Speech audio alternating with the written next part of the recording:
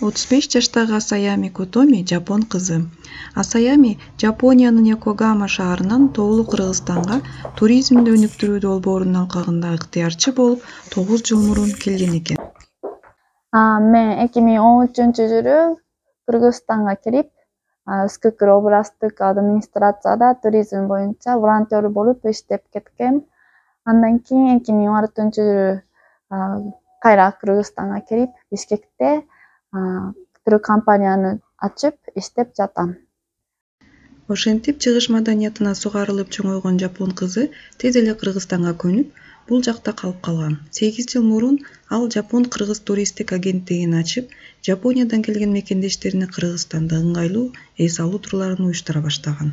Ошо туркомпаниянын максаты деген Япониядан келген туристтерге Кыргызстан жөнүндө айтып берип, чогуу ар кандай Кыргызстанды кооз жерге алып алып, көрсөтүп берип, анан кийин Кыргызстан жөнүндө маалыматты Instagram'дан, Facebook'tan, YouTube'dan көп жакшы нерселерди айтып бергенге аракет кылып жатам.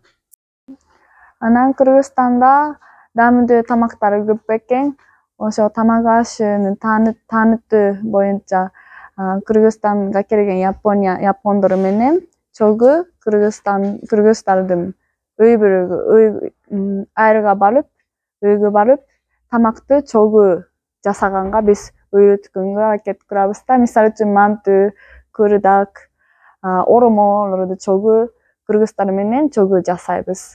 Туризмден тышкары Котоми Бишкекте балдарга Жапонияда 45 жылдан бери билим берүү системасында мыкты жыйынтыктарды көрсөтүп келе жаткан өзгөчө ыкмасын камтыган мектеп иштете баштаган. Окуу мекемелеринин негизги максаты билимден тышкары балдарды өз алдынча болууга жана эмгекчилдикке тарбиялоо.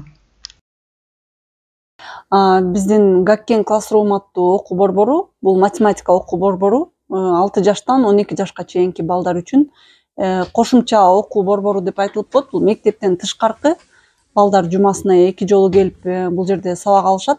Дүйнө жүзүндөгү чоң рейтингтерде ушу Япония ушундай Gakken Classroom деген методиканын күчү менен эң алдыңкы орундарга чыгып келатат.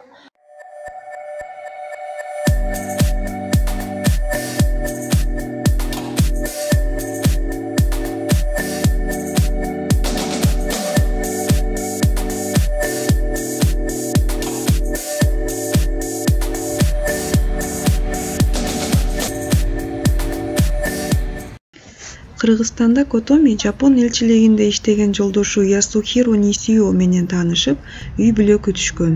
Жубайлар бир балалуу болушкан. Азыркы тапта жаш жубайлар Бишкекте иштеп, жашап жатышат. Мен жолдошум менен 5 жыл мурун Кыргызстанда тааныштык. Ал болсо посольстводун ашпозчу болуп иштеп жатат. Андан кийин башында дос болуп сүйлөшүп, анан турмушка чыгып, ушундай Канат, 1 жашка чыгып атат.